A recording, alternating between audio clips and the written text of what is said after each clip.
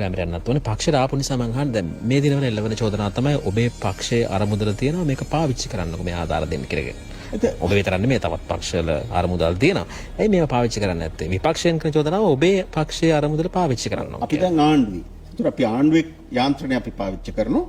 ඒ වගේම පක්ෂයක් විදිහටත් අපි අපේ පක්ෂයේ සමාජිකයෝ ඇත්තටම ගත්තොත් තමන්ගේ පෞද්ගලික මුදල් විතරක් නෙමෙයි ලංකාව විතරක් නෙමෙයි ලෝකෙ පුරා විසිරලා ඉන්න සමාජිකයෝ පවා මේ වෙලාවේදී කැපකිරීමෙන් වැඩ කරනවා.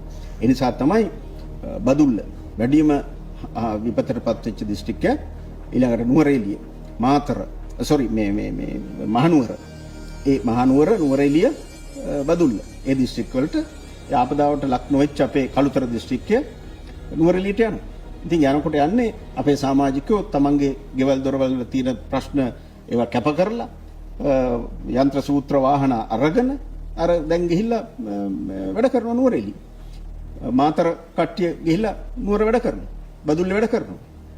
ගාල්ල මාතර දිස්ත්‍රික් වලයි. ඒතර ඒ කැපකිරීම කරන්නේ මුදල් වියදම් කරනවා.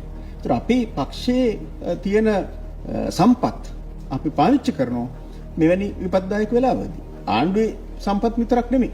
ඔබ දැක්කොත් ওই විපතටපත් වෙච්ච බොහෝ ප්‍රදේශවල අයට කැම්ප් බීම දෙන්න විවිධ සහන සේවා වැඩසටහන් කරන්න. ඉතින් අපේ පක්ෂ සමාජිකයෝ පක්ෂේ මුදල් පාවිච්චි කරලා තමයි ඒවා කරන්නේ. ඉතින් ඒ කැපකිරීම අපි එදත් කරා අදත් කරනවා.